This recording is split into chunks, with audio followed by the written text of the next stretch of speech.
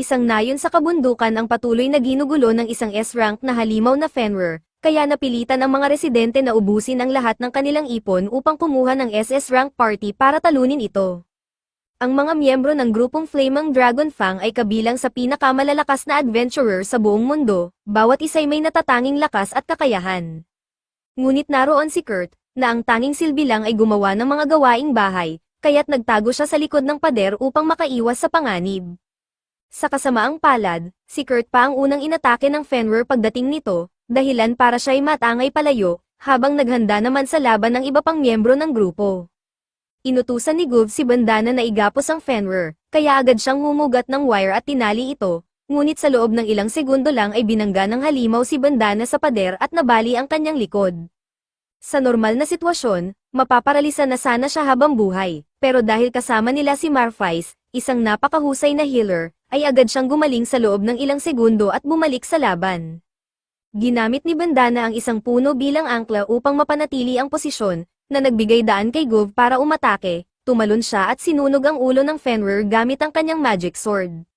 Sa sobrang tuwa ng mga taga-nayon sa pagkatalo ng halimaw, naghanda sila ng isang engranding handaan para sa grupo, kahit halos wala na silang pera. Pero labis ang pagkadismaya ni Ganove sa tinatawag niyang peasant food, kaya inutusan niya si City na siya na lang ang magluto ng matinong pagkain. Samantala, si Bandana ay nakiusap na gumawa ito ng espesyal na putahe, dahil ito na raw ang huling araw na matitikman nila ang luto ni Kurt. Naguguluhan si Kurt sa ibig nilang sabihin kaya tinanong niya si Gov, at doon niya nalaman na simula sa araw na iyon, tinatanggal na siya sa grupo, isang bagay na hindi pa rin niya maintindihan kung bakit. Tinanong ni Kurt si Guva kung may nagawa ba siyang mali, at sinabi ni Guva na ang problema ay hindi sapat ang ginagawa ni Kurt, oo, siya ang gumagawa ng lahat ng gawaing bahay para sa grupo, pero bukod doon ay wala na siyang silbi sa laban. Limitado lang sa 4 ang miyembro ng isang party, kaya kung gusto nilang maging mas malakas, kailangan nilang palitan si Kurt ng isang makapangyarihang mage, o kahit sino na kayang ipagtanggol ang sarili sa laban. Nakiusap si Kurt na huwag siyang tanggalin, pero sinipa siya ni Guva sa sikmura dahil sawang-sawa na raw itong makinig sa pag-iyak ni Kurt.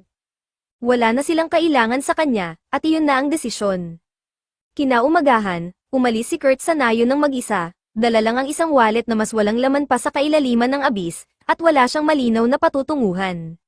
Sa kalaunan ay nakarating siya sa lungsod ng Sa at halos wala na siyang pera, kaya kailangan na talaga niyang makahanap ng bagong trabaho. Nakakita siya ng temp work agency at nagpasya siyang subukan ito. Pagpasok niya ay sinalubong siya ng receptionist na agad nagtanong kung naroon ba siya para kumuha ng tao o maghanap ng trabaho. Nang sabihin niyang naghahanap siya ng trabaho, ipinaliwanag ng receptionist na kailangan muna niyang sumailalim sa isang interview at aptitude test. Unay tinanong siya ng mga basic na detalye gaya ng pangalan, edad, at kung saan siya nagmula. Sagot niya, ang pangalan niya ay Kurt Rockins, 15 taong gulang, at galing siya sa H-Village sa Shin Mountains.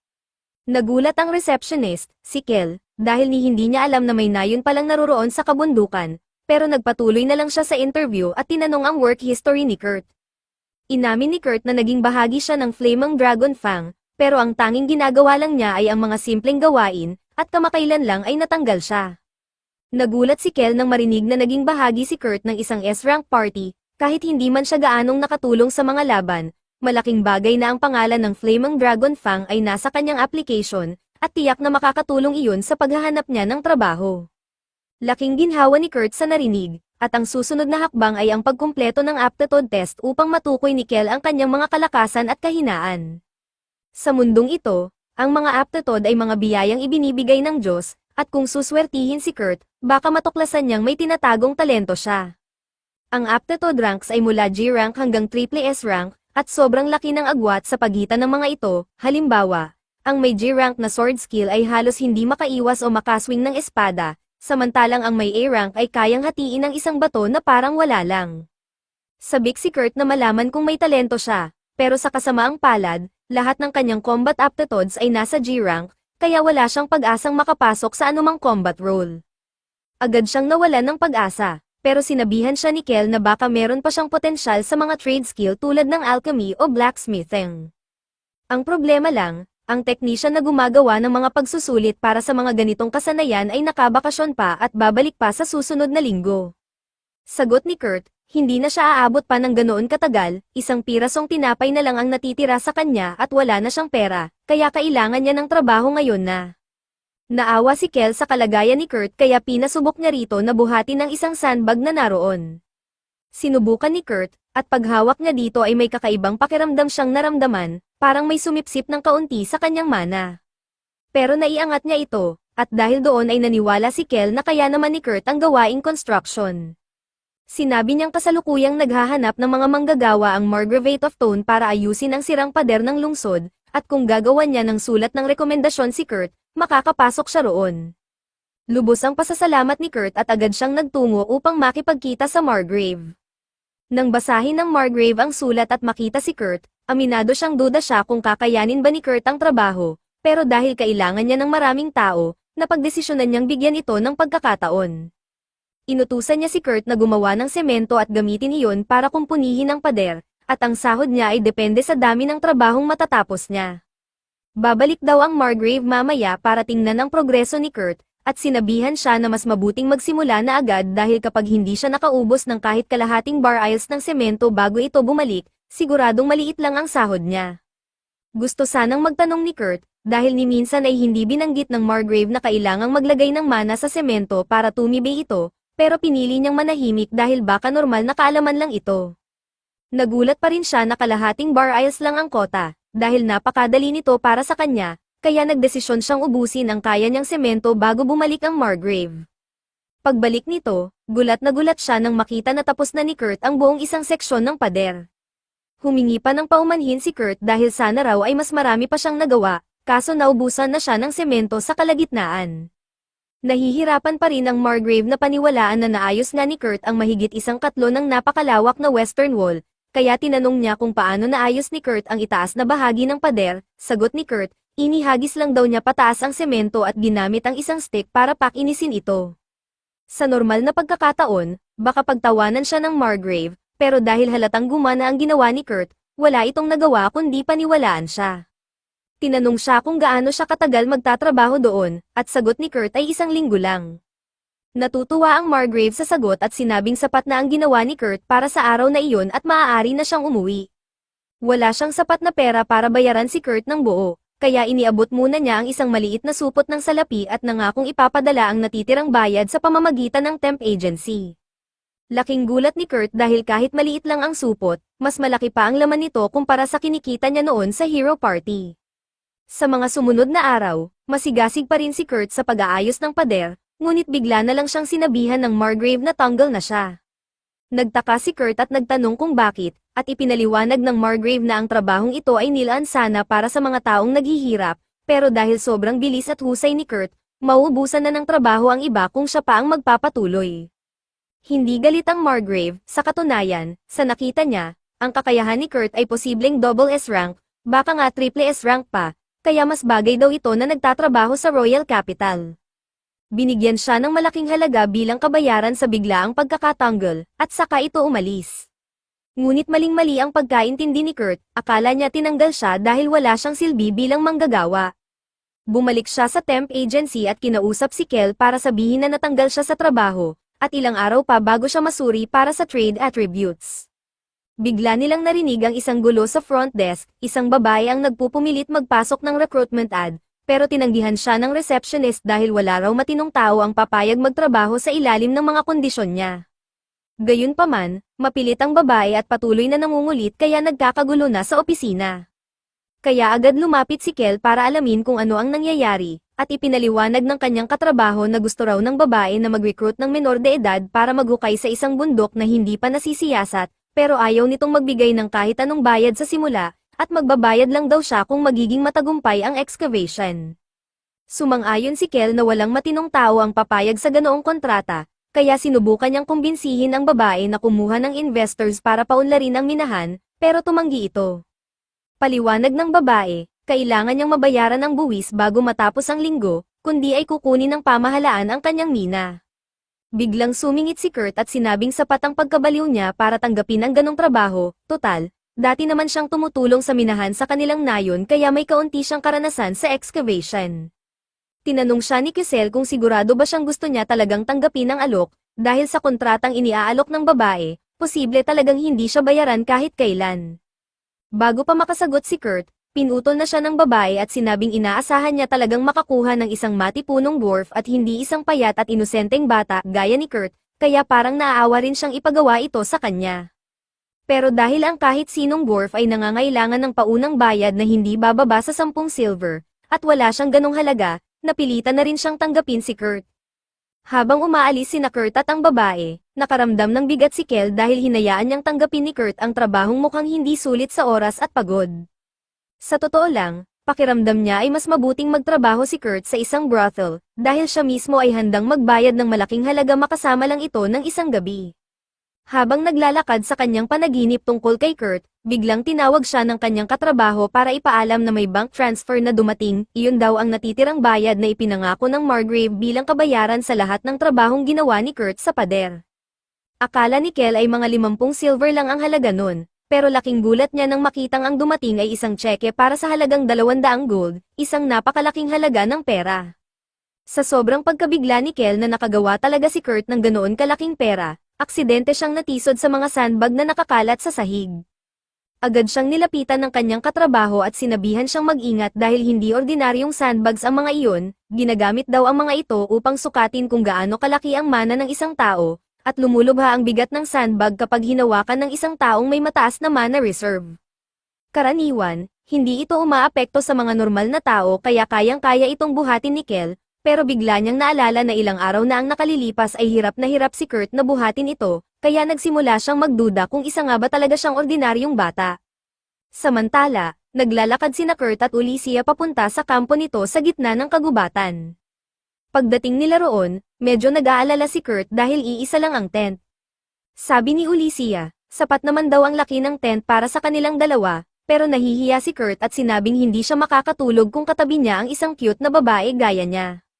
Medyo nainis si Ulicia sa unang pagkakarinig dahil inakala niyang nambobola lang si Kurt, pero nang makitang totoo pala ang sinabi nito, gaman ang loob niya at inabutan siya ng pinakuloang patatas para sa hapunan. Simpleng pagkain lang ito, pero dahil matagal nang walang nagluluto para kay Kurt, sobra niya itong na-appreciate, lalo na't pinagsaluhan nila iyon, hindi tulad ng dati kung saan palaging pinapalabas siya ni Naguva at ng hero party habang sila'y kumakain. Kinagabihan, pumasok sa tent sina Kurt at Ulicia, pero hindi makatulog si Kurt, lalo pat si Ulicia ay natulog lang na naka-underwear. Hindi siya mapakali dahil, matigas, siya sa sitwasyon, kaya nagdesisyon siyang lumabas ng tent at doon na lang matulog. Pagkalabas niya, damilat si Ulicia, nagkunwari lang pala siyang tulog. Sinadya niyang matulog ng naka-underwear para malaman kung masamang tao ba si Kurt na mananamantala sa gabi, pero ngayon alam na niyang mabait talaga ito. Kinaumagahan, nagising si Ulicia at lumabas ng tent. Doon niya nakita si Kurt na mahimbing na natutulog sa ilalim ng puno, at nakaramdam siya ng kaunting konsensya dahil napilitan itong matulog sa labas. Ngunit napansin niyang ayos na ulit ang kanyang sirang jacket. Nang magising si Kurt, tinanong niya ito kung siya ba ang nag-ayos ng kanyang jacket, at kinumpirma naman ni Kurt. Napahanga si Ulicia sa galing ni Kurt sa pananahi, at nagsimula na siyang mag-isip kung talagang magiging magaling din ba ito sa pagmimina. Dahil huli na para humanap pa ng ibang tauhan, napilitan sina Kurt at Alicia na agad magtrabaho. Tinanong ni Kurt kung may napili na bang lokasyon si Alicia para magsimulang magmina, pero ang plano lang pala nito ay maghukay sa random na mga lugar at umasa na lang sa swerte na makahanap ng mamahaling ores. Sinabi ni Kurt na imposibleng may matagpuan siya sa ganung paraan, at buti na lang ay may alam siyang mas epektibong paraan. Dinala niya si Alicia sa isang bahagi ng bundok at matapos magmasid ng kaunti, natagpuan niya ang isang bato na pan ng mga gemstones. Manghang-mangha si Alicia na ganoon kadali lang iyon kay Kurt, at sa loob lang ng ilang minuto, natukoy na ni Kurt ang lahat ng gemstones sa lugar. Halos hindi makapaniwala si Alicia, dahil kung maibebenta niya lahat ng iyon, mababayaran na niya agad ang kanyang utang, pero agad siyang sinabihan ni Kurt na hindi niya pwedeng ibenta ang mga iyon. Naisip ni Alicia na tama si Kurt, dahil siya ang nakahanap ng lahat kaya siya dapat ang tumubo, pero hindi pala iyon ang ibig sabihin ni Kurt. Ang punto niya ay magiging mas mahalaga pa ang mga bato kung gagawin muna niyang magic crystals.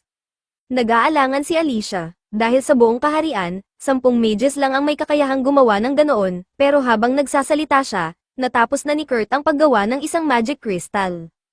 Hindi makapagsalita si Alicia sa gulat, dahil bukod sa nagawa ni Kurt ang imposible, ginawa pa niya ito instantly, Samantalang ang mga bihasang mages ay nangangailangan ng 1 oras para sa isang kristal. Pagkatapos gawin ni Kurt ang lahat ng bato bilang crystals, pumayag siyang ibenta ito ni Alicia, habang siya naman ay naiwan sa bundok para tapusin ang ilang bagay. Dumiretso si Alicia sa customs agency ng lungsod at sinabi na nais niyang magbenta ng magic crystals sa Royal Capital. Dahil napakahalaga ng mga crystals na iyon, tinanong siya ng ahente kung saan niya ito nakuha. Alam niyang walang maniniwala kung sasabihin niyang isang random na binatilyo lang ang gumawa ng mga iyon, kaya ipinakita niya ang kanyang royal family emblem upang mapatahimik ito. Bluff lang ito, dahil matagal na siyang wala sa serbisyo ng royal family at nakalimutan lang na bawiin ang kanyang badge, pero naging epektibo pa rin. Pinayagan siyang gamitin ang teleportation circle papuntang kabisera. Pagdating niya sa capital, pumunta siya sa tindahan ng matagal niyang kaibigang si Mimiko at sinabing may ibebenta siyang magic crystals. Sa unang tingin ay parang hindi ganoon kahalaga ang mga bato, pero nang suriin ito ng mas mabuti ni Mimiko, natuklasan niyang may taglay itong mana na 10 beses na mas mataas sa karaniwan, ibig sabihin, ang bawat isa ay nagkakahalaga ng tig 10 gold. Nanlaki ang mata ni Alicia, binigyan siya ni Kurt ng 50 crystals, kaya agad siyang binigyan ni Mimiko ng supot na naglalaman ng 500 gold coins. Bago siya umalis, may 2 hiling si Mimiko. Una, huwag sanang ibenta ni Alicia ang ganitong klaseng crystals sa iba pang tindahan, dahil delikado kung ito'y mapunta sa maling kamay. At pangalawa, gusto niyang malaman kung sino ang gumawa ng mga ito. Pumayag si Alicia sa unang kondisyon, pero tumanggi sa pangalawa, kailangan muna raw niya ng pahintulot mula sa mismong gumawa. Bilang court mage ng royal family, sinubukan ni Mimiko na gamitin ang kanyang posisyon upang pilitin si Alicia, pero dahil wala na ito sa serbisyo ng royal family, wala na rin siyang obligasyong sumunod. Napagtanto ni Mimiko na hindi niya mapipilit si Alicia, kaya humiling na lang siya na bantayan si Kurt at siguraduhin hindi ito tumawid sa ibang bansa. Dagdag pa niya, kung papayag si Kurt na magtrabaho para sa royal family, handa siyang gawaran ito ng titulo bilang count at bigyan ng full access sa Royal Research Lab at lahat ng benepisyo nito. Umalis na si Alicia sa shop at kinabukasan, bumalik siya sa bundok upang salubungin si Kurt, pero laking gulat niya nang makita na may buong bahay na itinayo si Kurt habang wala siya. Habang isinasantabi ang ibang usapin, ipinaliwanag ni Ulysses na may kaibigan siyang gustong kunin si Kurt Rockcons bilang isang royal mage. Kapag tinanggap niya ang posisyon, ituturing siyang noble, kaya't sigurado na ang mataas na sahod at magagandang benepisyo. Hindi makapaniwala si Kurt na inalok siya ng ganoon kataas na trabaho, pero tiniyak ni Ulysses na totoo ang alok. Tinanong niya kung ano ang plano ni Kurt, pero sinabi nito na tatanggihan niya ito. Gulat na gulat si Ulysses, dahil kahit sino ay papayag agad maging isang royal mage. At sa totoo lang, pati ako'y hindi makapaniwala, dahil ang rason ni Kurt ay napakababaw, iniisip niyang hindi siya karapat-dapat sa isang posisyon na nakakataas sa iba, at umaasa pa rin siyang makabalik sa Flaming Dragon Fang bilang kanilang tagalinis, kahit pa magmakaawa siya para matanggap ulit. Samantala, ang Flaming Dragon Fang ay bagbog na bagbog ngayon sa isang tree monster. Si Golnova ay hindi makagamit ng kanyang fire magic, kaya humingi siya ng tulong kay Marlfes para pagalingin siya. Matagal na siyang sinusubukang gamutin ni Marlfes, pero parang ayaw gumana ng kanyang healing magic. Sinubukan ni Golnova utusan ang bagong miyembro na gumamit ng fire magic para pabagsakin ang halimaw, pero hindi ito marunong gumamit ng apoy, at trabaho raw iyon ni Golnova. Halatang halata na wala na ang chemistry ng buong party simula nang mawala si Kurt, at si Banda na lang ang may pakiramdam na unti-unti nang nagkakawatak-watak ang grupo. Balik kay Kurt, abala pa rin siya sa kanyang kasalukuyang trabaho sa pagtulong kay Ulysses sa pagmina ng mga gems, at masaya niyang ibinalita na may nahanap siyang magandang gem vein kahapon, kaya marami pa siyang mahuhukay para kay Ulysses. Tuwang-tuwa si Ulysses sa sipag ni Kurt, pero nag-aalala rin siya na baka pagod pa ito dahil sa trabaho kahapon. Ngunit agad siyang siniguro ni Kurt na nakatulog naman siya ng 6 na oras kagabi. Gulat na gulat si Ulysses at nagsimulang mag-compute sa isip kung paano pa nakagawa ng isang buong bahay si Kurt at nakatulog pa ng ganon katagal. Pero maling akala ni Kurt, akala niya ay galit si Ulysses dahil masyado siyang natulog, kaya agad siyang humingi ng paumanhin at nangakong babawi siya sa pagiging tamad. Alam ni Ulysses na kailangan din niyang ipaliwanag kay Kurt Rockcons kung gaano siya kalakas, pero wala siyang ideya kung paano ito sisimulan kaya imbes na pag-usapan pa iyon, nagpasya na lang silang magpatuloy sa pagmimina. Dinala ni Kurt si Yulia sa spot na natagpuan niya, kahit na mukhang ordinaryong parte lang ito ng gubat, sinabi niyang makakahanap siya rito ng magagandang gems. Binalaan lang niya si Yulia na huwag hahalukayin ng mas malalim sa 500 meters, na para bang aksidente lang iyong magagawa ng isang normal na tao. Pagkatapos ng paalala, naglakad na si Kurt palayo kaya tinanong ni Yulia kung saan siya pupunta. Ipinaliwanag niya na may sarili siyang mining spot at magtatagpo na lang sila ulit mamaya. Maghapon nang naghukay si Yulia at pagsapit ng gabi, sa wakas ay nahanap niya ang isang napakalaking topaz gem. Lahat ng ginto mula sa mga naunang magic gems ay idineposito niya sa account ni Kurt bilang pasasalamat dahil siya ang nakahanap ng mga iyon. Pero dahil siya mismo ang nakahanap ng topaz ngayon, pwede niyang gamitin ang kita para bayaran ang buwis niya.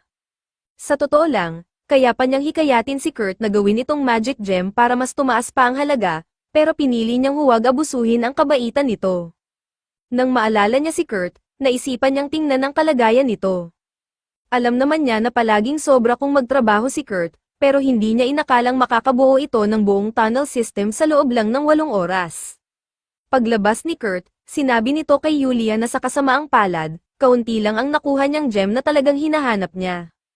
Ang karamihan ng nahukay niya ay puro bato lang na wala raw silbi, kaya plano niyang itapon ang mga iyon kapag natapos na siya. Pero pagtingin ni Ulysses sa cart ng bato, napaisip siya dahil mukhang masyadong magaganda ang mga ito para sabihing, walang kwenta. Kaya tinanong niya si Kurt kung ano ang mga iyon.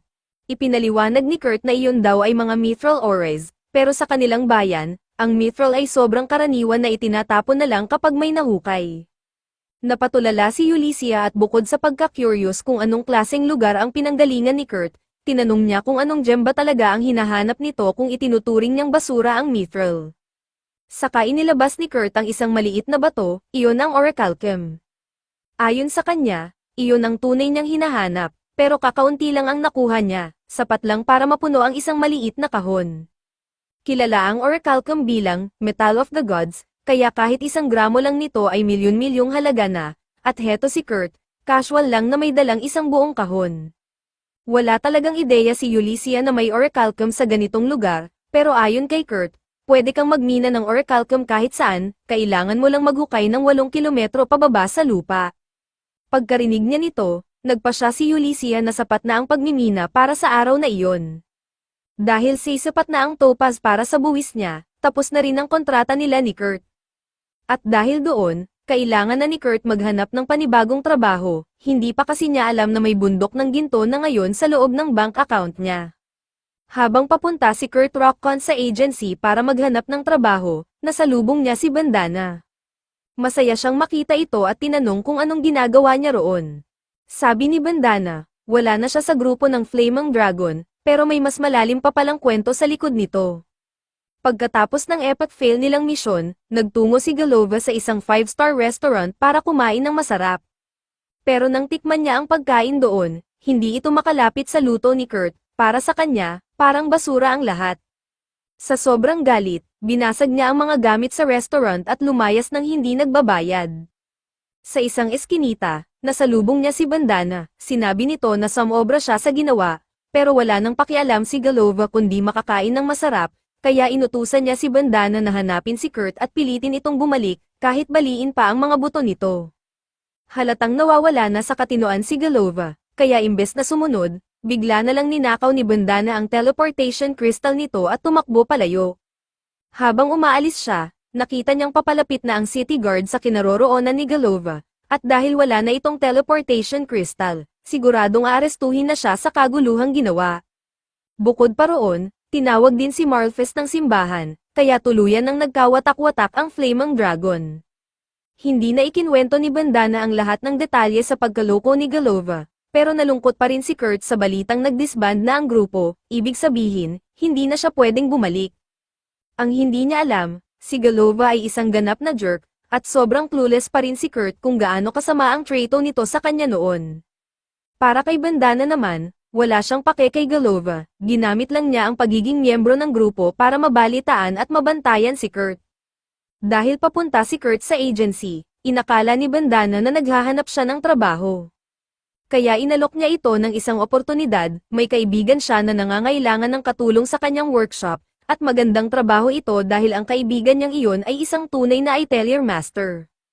Iilan lang ang mga Atelier Master sa buong mundo, at ang impluwensya nila ay halos kasing bigat ng isang Viscount. Tinanong ni Bandana kung gusto ba ni Kurt subukan iyon, at sabik itong pumayag. Binigyan siya ng mapa ni Bandana at pinapunta sa lokasyon.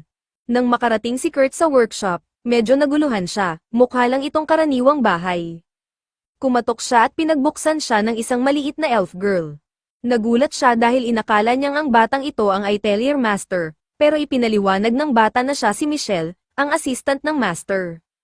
Nang marinig ni Michelle na naroon siya para magtrabaho, natuwa ito dahil kailangan raw niya ng tulong. Inakay niya si Kurt papunta sa kusina, pero pagpasok pa lang ay sinalubong na agad si Kurt ng amoy na parang galing sa Davy Jones's locker. Humingi ng paumanhin si Michelle sa kalat, hindi raw siya makapaglinis dahil sunod-sunod ang utos ng kanyang master.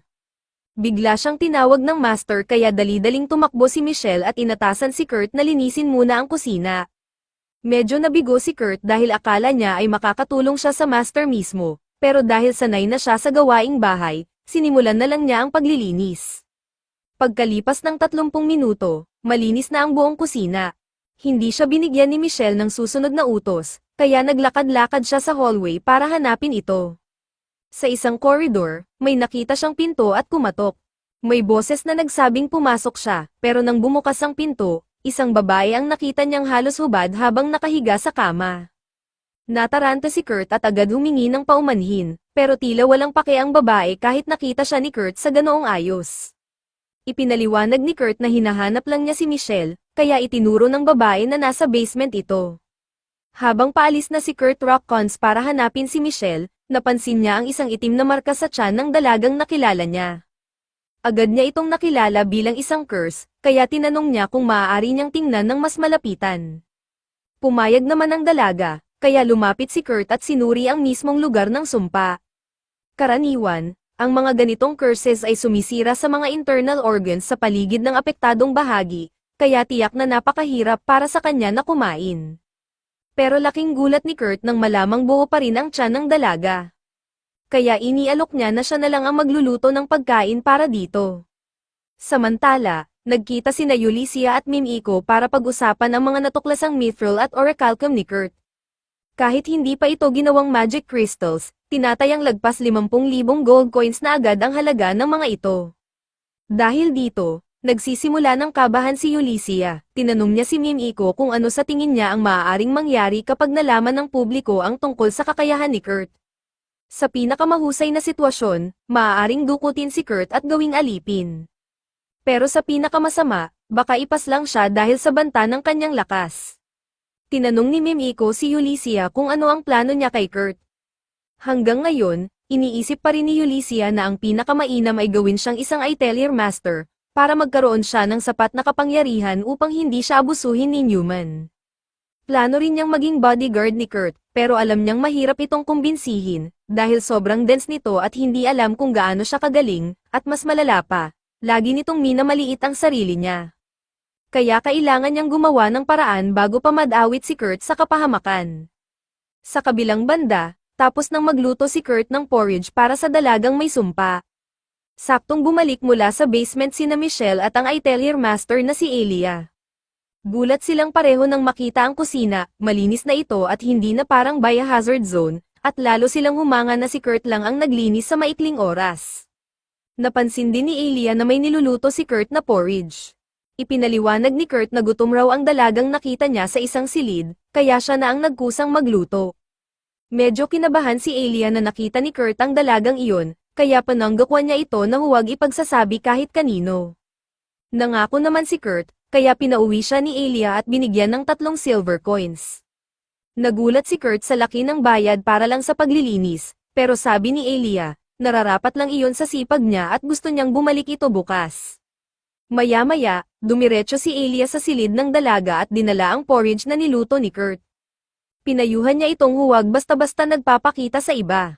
Pero sabi ni Le, hindi naman siya nag-aalala kay Kurt, kahit sandali lang silang nag-usap, naramdaman niyang mabuti itong tao. Wala rin namang saysay kung lalasunin pa siya ni Kurt, dahil halos wala ng pag-asa ang katawan niya sa epekto ng sumpa.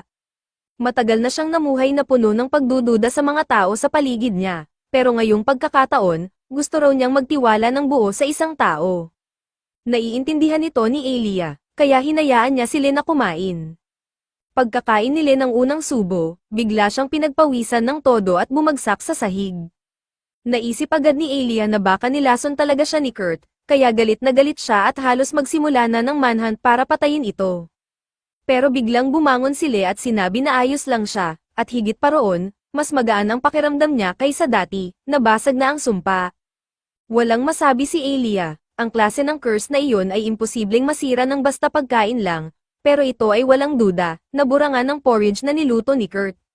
Sa parehong oras, ang secret organization na siyang may kagagawan ng sumpa kay Le ay nagkakaroon ng emergency meeting. Napag-alaman nilang nabasag na ang curse, at imbes na mapatay si Le mula sa malayo, mapipilitan na silang gumamit ng mas matitinding paraan. Kinagabihan, nagtungo sina Elia at Le sa tindahan ni Mimiko dahil may mahalaga silang usapang kailangang pagtuunan. Nang tanggalin ni Le ang kanyang hood, agad siyang nakilala ni Mimiko at Ulysses, siya pala ang ikatlong prinsesa ng kaharian. Ikinwento ni Elia na ang sumpa ay bahagi ng tangkang assassination laban kay Le.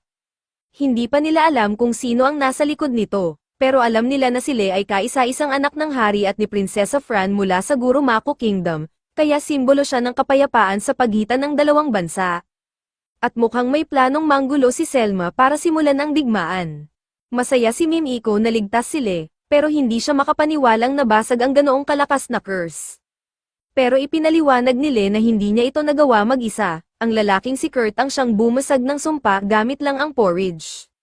Nang marinig ni Mimiko at Ulysses ang pangalan ni Kurt, nagulat silang dalawa. Hindi makapaniwala si Ulysses na sa loob lang ng kalahating araw mula nang iwan niya si Kurt, na iligtas na nito ang isang prinsesa. Plano nilang bigyan siya ng gantimpala, pero mas mahalaga muna ngayon ang paghahanap sa tunay na may sala. Napag-usapan nilang may 3 tao lang na may akses sa silid ni Le noong isinumpa siya, si General Riskatz ng Royal Expedition Force, si Bishop Tristan Maynol ng simbahan, at si Queen Isidora, ang ikatlong reyna ng kaharian. Pero hindi sila pwedeng basta-basta magparatang, kaya kailangan nila ng konkretong ebidensya. Nagmungkahi si Elia na maglagay ng patibong, at may plano na agad siya. Kamakailan lang ay nagdiwang ng 15 kaarawan si Le, at ayon sa tradisyon, kailangan niyang lumisan para magsanay sa loob ng 1 taon. Tiyak na susubukan ulit ng mga salarin na mapatay siya, kaya ang plano ni Elia, gumawa ng peke at tagong Atelier Master at ipakalat ang balitang doon magte-training si Le. Siguradong susubukan ng mga assassins na makakalap ng impormasyon tungkol sa peke nilang Atelier Master para makapagplano ng pag-atake, pero kapag ginawa nila ito, tiyak na mahuhulog sila sa bitag ni Elia. Kailangan lang nila ngayon ng isang taong may magandang reputasyon at mga achievement para gumanap bilang huwad na Atelier Master.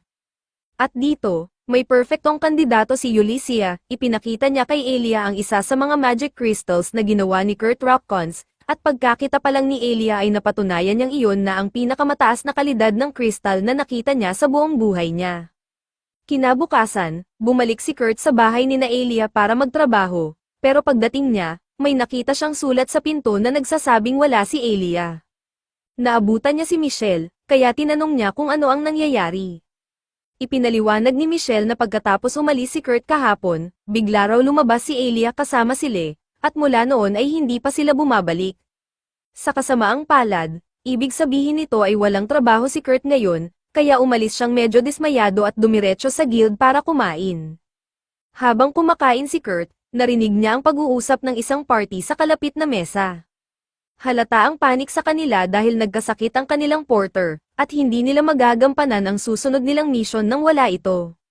Wala na rin silang oras para maghanap ng kapalit, kaya mukhang makakansela ang buong mission. Pinag-isipan ito ni Kurt at naisip niyang kaya naman niyang gampanan ang pagiging porter. Kaya nilapitan niya ang party at ipinakilala ang sarili. Sinabi niyang narinig niya ang usapan nila at kahit hindi siya magaling sa labanan, tiwala siyang magiging malaking tulong siya bilang porter. Si Stina, ang ranger ng grupo, ay agad na pinagtawanan ang ideya. Sa tingin niya, hindi kakayanin ng payat na katulad ni Kurt ang ganoong kabigat na trabaho. Pero pinalo siya sa ulo ng kapatid niyang si Ken at humingi ng paumanhin kay Kurt sa kawalang galang ni Stina. Gayunpaman, maging si Ken ay may pagdududa rin, dahil ang trabaho ng porter ay physical at mabigat, lalo na't ang kalaban nila ay mga golems na tumitimbang ng higit 200 kilos. Pero tiwala si Kurt sa sarili, sinabi niyang kaya niyang buhatin ang ganoong bigat, at bilang patunay, agad niyang binuhat sabay sina Danzo at Kans sa harap nila. Maging si Kans, na may suot na over 150 kilos ng armor, ay walang effort na nabuhat ni Kurt. Dahil dito, kumbinsido na ang buong team, tinanggap nila si Kurt bilang porter. Habang papunta sila sa mission area, nagpakilala ang team ng maayos. Si Ken ang heavy warrior, pero kahit may dalang espada, mas madalas siyang sumuntok kaysa samalag. Si Danzo ay isang samurai, habang si Stina ay ranger. May isa pa silang miyembro, pero kasalukuyang may trangkaso, kaya kinailangan nila ng kapalit, si Kurt. Masaya sila na may bago silang kasama, at nagpasalamat si Kurt sa pagbibigay ng pagkakataon sa gaya niyang walang silbi. Pero nagtaka ang grupo, para sa kanila, hindi, walang silbi, ang taong kayang mag-squat ng 400 kilos na parang warm-up lang. Inisip na lang nila na baka may kakaibang sense of humor si Kurt. Nagpatuloy ang kanilang lakad pero biglang napasigaw si Kurt, inatake siya. Lumingon agad ang lahat para iligtas siya, pero nagtaka sila nang makita nilang nakikipagbuno lang pala si Kurt sa isang slime. Hysterical si Kurt habang sinasakal siya ng slime, kaya tinuruan siya ni Stina, sirain mo lang ang core ng slime, tapos na yan. Sinubukan ni Kurt tusukin ang core gamit ang kutsilyo pero hindi ito tumagos, at sa kamalas-malasan, sarili pa niya ang nataman. Halatang wala talagang laban si Kurt sa slime, kaya si Stina na ang tumapos sa halimaw para sa kanya. Nagulat siya kung gaano talaga kababa ang combat skill ni Kurt. Sinabi naman ni Kurt sa kanila na halos zero ang fighting ability niya, pero hindi niya inakalang literal ito. Humingi ng paumanhin si Kurt sa pagiging useless, pero agad siyang pinakalma ng grupo. Wala raw siyang dapat alalahanin, dahil trabaho niya lang ang magbuhat ng mga gamit, sila na ang bahala sa labanan. Hindi makapaniwala si Kurt Rockcon sa naririnig niya, kahit bigo siya sa pakikipaglaban, ni hindi galit sa kanya ang kanyang mga kasama. Malayo ito sa karanasan niya noon sa Dragon Fang, kaya labis siyang natutuwa na ngayon ay napunta siya sa isang party na tunay na mababait at maunawain. Kalaunan, nakarating sila sa kuweba pero madilim sa loob, kaya nagkalat si Stina ng glow moss para magbigay ng liwanag. Nang lumiwanag ang paligid, napansin ni Kurt ang tae sa isang bato at tinanong niya si Stina kung dapat ba siyang kabahan. Ipinaliwanag ni Kans na galing iyon sa isang goblin, at base sa pagiging bago nito, malamang may goblin nest sa loob ng kuweba. Nagsimulang kabahan si Kurt, kung hindi nga niya napatay ang isang simpleng slime, paano pa kaya ang goblin? Pero sabi ni Kans, wala siyang dapat ipag-alala, kayang-kaya raw ng grupo ang ilang goblin, pero kung goblin horde ang makaharap nila, baka wala na silang laban. Kaya ang plano, iwasan ang horde at magpatuloy sa paglalakad. Habang papalalim sila sa kuweba, narating nila ang mga lumang guho. Habang naglalakad, may napansin si Kurt sa isang pader, tila may kakaiba rito. Sa puntong iyon, nakakita si Stina ng isang goblin at agad niya itong sinugod para patayin bago pa makatawag ng iba, pero huli na, nakatawag na ito ng backup. Narinig na nila ngayon ang dagandong ng mga goblin na papalapit mula sa harap at likod. Hindi ito nabanggit sa report, at ngayon ay wala na silang matatakbuhan. Lumapit si Stina kay Danzo at tinanong kung may plano ito. Pero sa ganitong sitwasyon, ang tanging magagawa nila ay maghanda sa isang mabangis na kamatayan. Biglang nagsalita si Kurt, may natagpuan siyang secret passage sa mismong pader. Magandang balita ito, pero kahit may daan ng pagtakas, alam nilang hindi sila makakalayo kung sabay-sabay silang tatakbo, kailangan nila ng distraction. Tumango sina Danzo at Kans kay Stina, alam na niya ang ibig sabihin. Agad niyang hinayla si Kurt papasok sa lihim na kwarto at isinara ang pinto. Naguluhan si Kurt kung bakit iniwan sa kabila sina Danzo at Kans, pero ito talaga ang plano nila. Ipinaliwanag ni Kans na kung sabay-sabay silang tatakbo, matutunton sila ng mga goblin. Kaya ang gagawin nila ni Danzo ay iliga ang horde para magkaroon ng pag-asa sina Kurt at Stina na makatakas. Ayaw ni Kurt na iwan sila, pero sabi ni Stina, wala na silang magagawa, wala namang laban si Kurt, at average lang ang skills niya. Kung pipilitin nilang lumaban, lalo lang silang magiging pabigat. Sigurado raw siya na makakaligtas pa rin sina Danzo at Kans. Pero sa totoo lang, Alam ng dalawa na ito na ang kanilang huling laban. Wala silang pagsisisi, dahil para sa isang mandirigma, ang mamatay para sa mga kaibigan ang pinakamataas na karangalan. Sinabihan ni Stina si Kurt na kailangan na nilang gumalaw. Nagkalat siya ng glowmos para maghanap ng daan palabas. Pero sa gulat niya, natuklasan niyang hindi pala ordinaryong secret room ito, isa pala itong boss room, at ngayon ay nakulong na sila sa loob.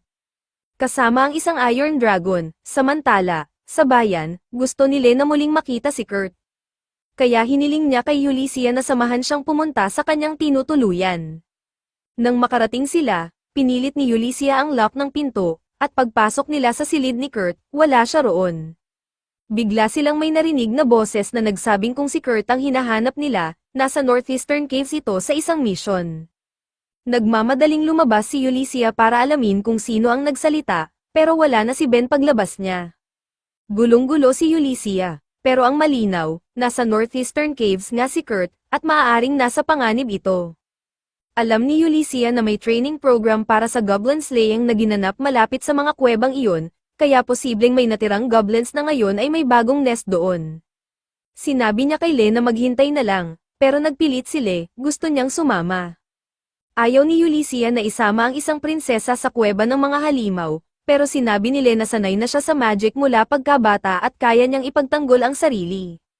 Bukod pa roon, tungkulin ni Ulysses ang bantayan siya, kaya mas delikado kung iwanan siyang mag-isa. Sa huli, pumayag si Ulysses, at nagtungo silang dalawa sa kuweba. Sa mga bagong glowmos sa pader, alam nilang may ibang tao lang kamakailan dito. Nagcast sila ng sensory enhancement spell, at inakala ni Ulysses na gagamit siya ng magic upang makinig o mag-scan. Pero sa gulat niya, lumuhad sila at nagsimulang summon goat.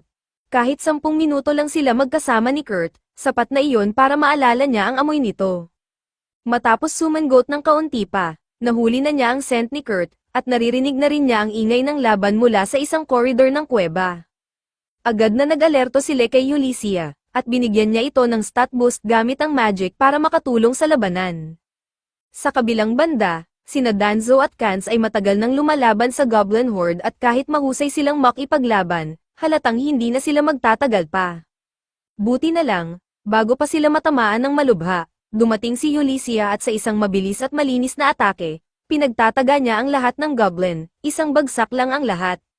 Samantala, sa loob ng secret room, nalugmok si Stina sa tuhod dahil wala na raw silang pag-asa, isang Dragon Golem ang kalaban nila. Humingi siya ng paumanhin kay Kurt dahil nadamay pa ito sa sitwasyong ito, at sigurado raw siyang mamamatay silang dalawa roon. Pero kalmado lang si Kurt, sinabi niyang wala siyang dapat ipag-alala dahil sanay na siya sa mga ganitong klase ng nilalang. Habang papalapit siya sa dragon, bigla siyang tumalon pataas at lamandeng sa buntot nito. Gamit ang kanyang dagger, isang magaan na tapik lang at putol na agad ang buntot ng dragon.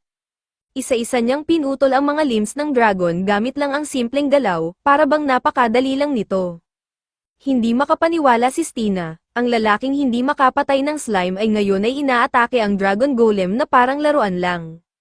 Medyo natatakot na siya kay Kurt, pero si Kurt mismo ay hindi makita ang kababalaghan, para sa kanya, normal lang ang magmina ng golems. Biglang sumulpot si Ulysses sa secret room para alamin kung okay si Kurt.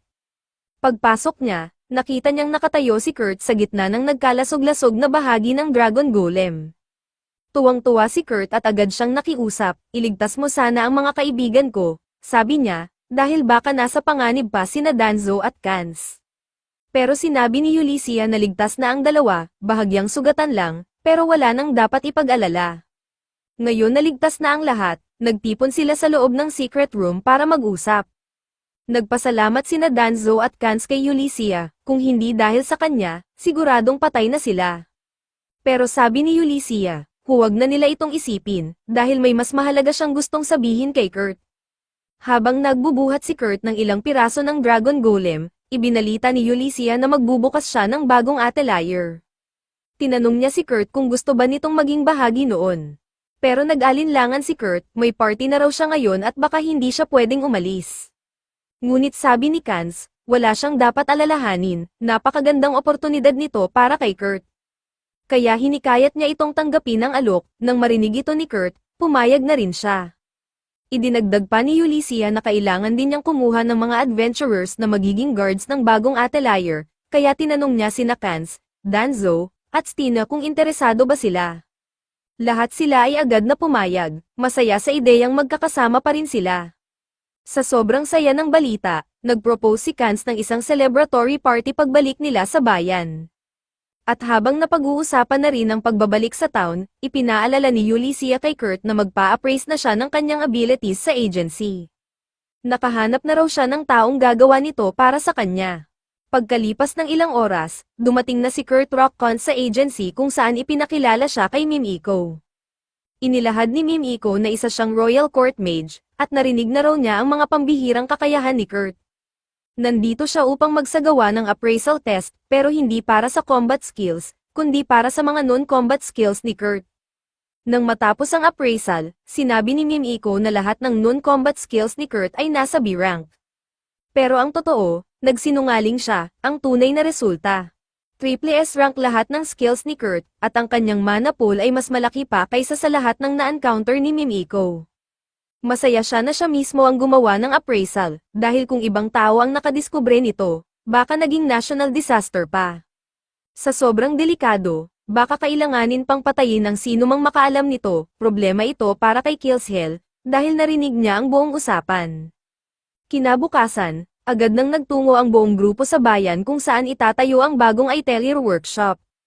Pero hindi binanggit ni Ulysses kung sino ang magiging bagong atelier master, kaya sabik si Kans na makilala ito. Ang problema, hindi rin naman masabi ni Ulysses ang totoo, kaya agad siyang nagsimula ng palusot habang naglalakad. Sa puntong ito, napansin na ni Stina na parang may tinatago si Ulysses. Nagtaka siya kung bakit hindi pa sinasabi kung sino ang master, at lalo na nang magtanong si Kans ay naging aligaga ang kilos ni Ulysses, kaya lumalalim ang hinala ni Stina. Nang papalapit na sila sa bayan, nakilala ito ni Kurt, ito ang parehong bayan kung saan siya dati nagtrabaho at nag-ayos ng pader, at akala niya hanggang ngayon ay pinatalsik siya ng Margrave dahil sa pagiging masamang trabahador. Kaya naman kinakabahan siyang bumalik sa lugar na ito.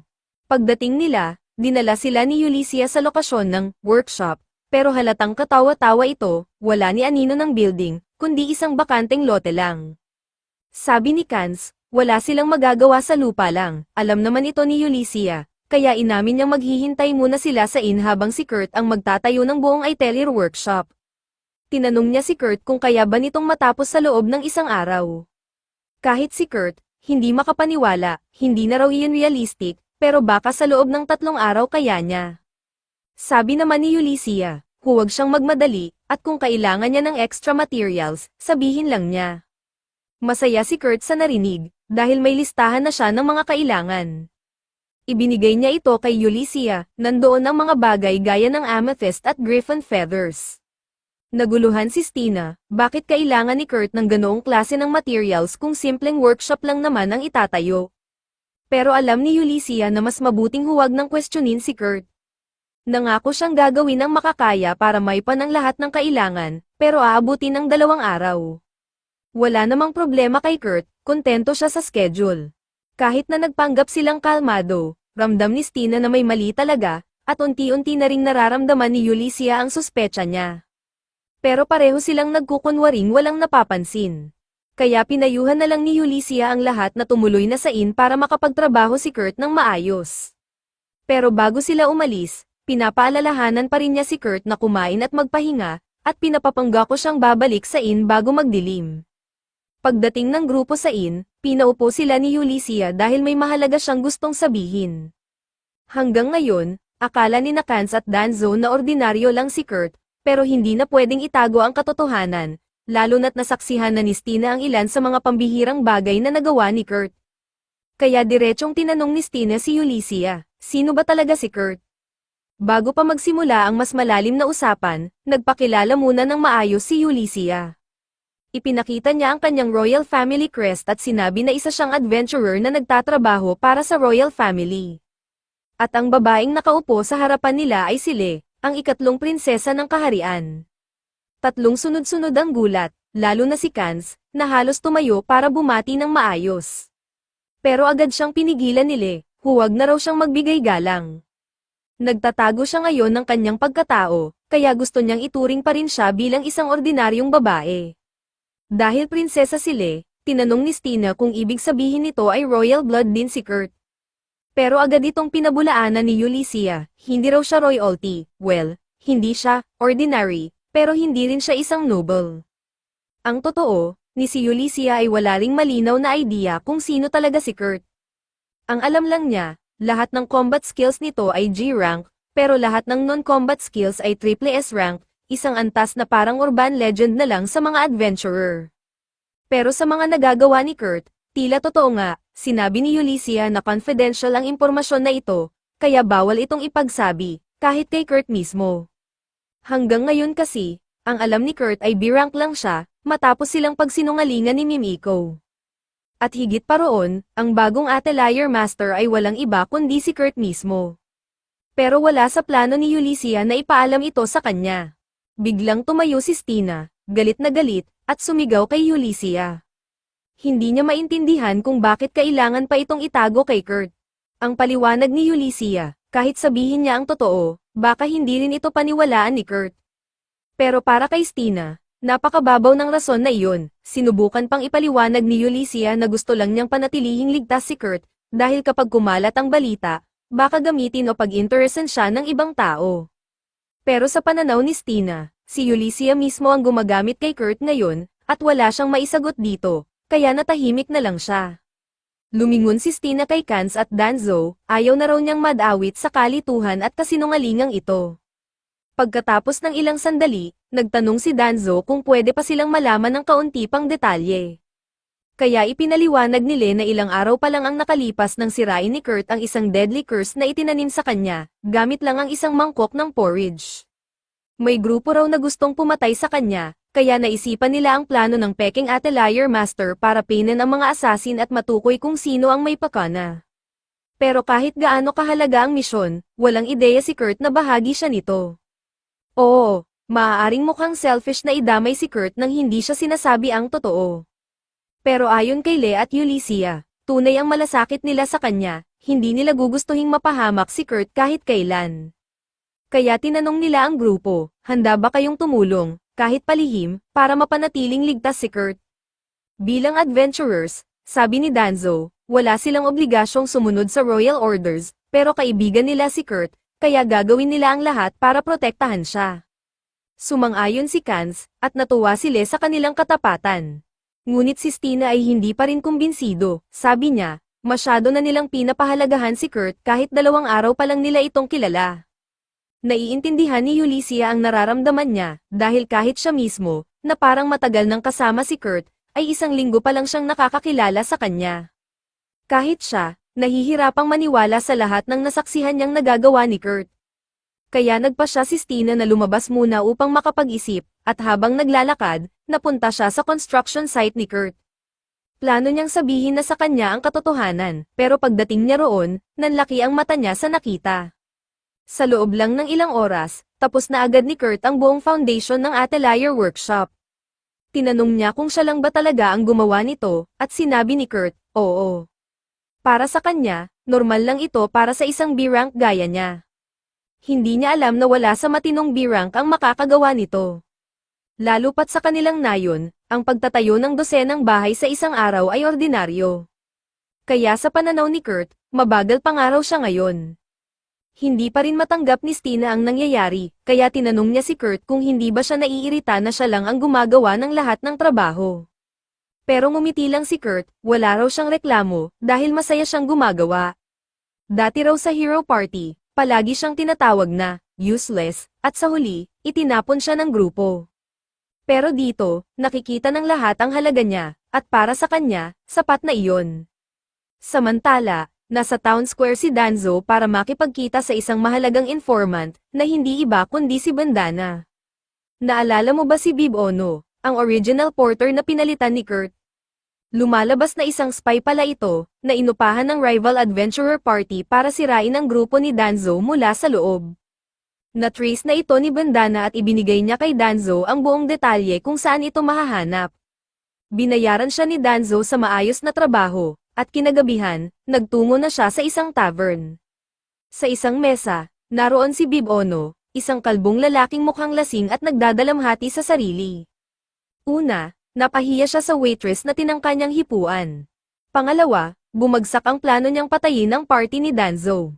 Pero may bago na siyang plano, nakarating sa kanya ang balita na ang grupo ni Danzo ay nagtatrabaho na raw ngayon sa isang atelier workshop na konektado sa prinsesa. Kaya kung ay target niya ang lugar na iyon, tiyak raw siyang makakalikom siya ng malaking pera. Biglang may boses mula sa likod, nag-e-enjoy ka ba sa huling inumin mo? Si Danzo, nang makilala ni Bib Ono na si Danzo ang kaharap niya, agad itong nataranta at tumakbo papalayo sa eskinita. Ngunit hindi siya nakalayo, nadapa siya sa isang mahusay na nakaposisyong wire trap, kaya bumagsak siya sa lupa habang dahan-daang lumalapit si Danzo. Noong una, pinalampas lang ni Danzo ang kakaibang kilos ni Bib Ono nang mag-report itong may sakit sa araw ng mining mission, pero ngayon ay sigurado na siyang set up lahat iyon. Nagkunwaring wala siyang alam si Bib Ono, pero huli na ang lahat. Hinugot ni Danzo ang kanyang espada at itinutok ito sa leeg ni Bib Ono. Ngunit sa huling sandali, pinili niyang huwag itong tapusin, ayaw na raw niyang madumihan pa ang kanyang mga kamay. Binyanta niya si Bib Ono, lumayo ka sa akin at sa mga kaibigan ko, dahil sa susunod, hindi na ako magiging maawain. Pagkatapos noon, tinalikuran siya ni Danzo at umalis. Pero mula sa anino ng kanto, nakamasid si Bandana sa buong pangyayari. Nadismaya siya na hindi tinapos ni Danzo si Bib Ono, dahil alam niyang magiging problema pa ito sa hinaharap. Kaya siya na raw ang aaksyon, pero bago pa siya makalapit, dalawang lalaki na nakabalat kayong kapa ang biglang lumitaw at bitbitin si Bib Ono. Nakilala ni Bandana ang mga ito, mga miyembro ng Phantom Squad na direktang nasa ilalim ng utos ni Mimiko. Nagtataka si Bandana, bakit sangkot ang Royal Court Mage sa bagay na ito. Pero bigla siyang nakatanggap ng sulat mula sa kanyang messenger crew, galing sa kanyang superior. Nakasaad doon na huwag na siyang makialam dahil ang operasyong ito ay saklaw na ng utos ni Marlies. Nadismaya si Bandana pero malinaw ang utos, panahon na para bumalik siya sa bayan ni Kurt. Sa kabilang banda, hindi maganda ang lagay ni Marl, nakakulong siya ngayon sa loob ng isang magic circle. Kinabukasan, nagising sina Danzo at Kans, at gulat na gulat sila sa nakita nila, natapos na agad ni Kurt ang buong atelier workshop. May mga puno, may mga tanim, at hindi nila alam kung paano ito tumubo sa loob lang ng isang araw. Habang lahat ay nakatulala, abala naman sila sa pag-i-imagine ng future, kasal kay Kurt, at mamuhay ng tahimik kasama siya sa mansion na ito. Lumabas si Kurt para batiin ang lahat at inimbitahan sila sa loob. Ipinakita niya ang buong workshop, mula sa main entrance, 2 basement floors, at ang sariling water purification system na gawa niya gamit ang magic gems.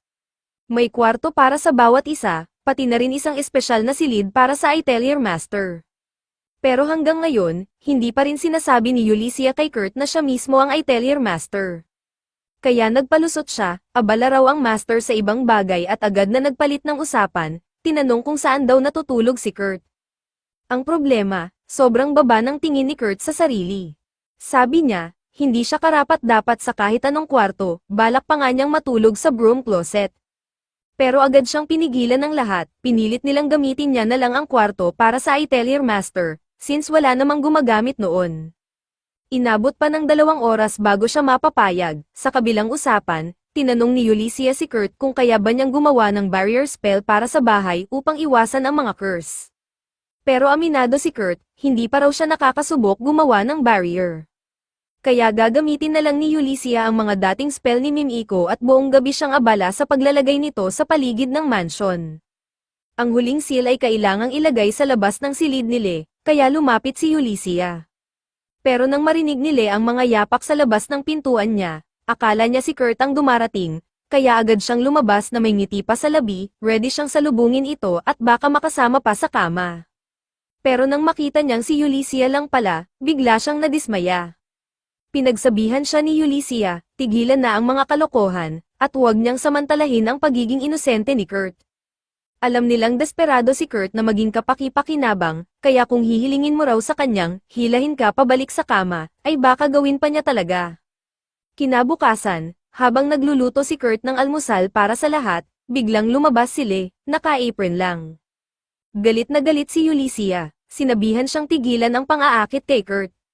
Pero sabi ni Le, okay lang yan, kasi may suot naman daw siya sa ilalim ng apron. Nang handa na ang almusal, sabay-sabay silang kumain, lahat masaya sa pagkain ni Kurt. Pero napansin nilang wala si Kurt sa lamesa. Naalala nila na nabanggit ni Kurt na gusto raw niyang maglinis, kasi may graffiti sa mga pader. Bigla ring naalala ni Ulysses, baka ang tinutukoy niyang graffiti ay ang mga barrier spells na nilagay niya kagabi. Nagmadali siyang lumabas para pigilan si Kurt, pero huli na siya, nabura na ni Kurt ang lahat ng barrier spells, gamit lang ang basahan. Ang akala niya, pinta lang iyon sa pader, pero dahil hindi sinabi ni Ulysses ang tungkol sa curse assassination attempt, wala siyang kaalam-alam na vulnerable na ulit sila sa curse attacks, at wala si Mimiko para gumawa ng panibagong spells, kaya ngayon, hindi alam ni Ulysses kung anong gagawin. Ito ang katapusan ng episode 4, huwag kalimutang mag-subscribe para sa susunod na episode.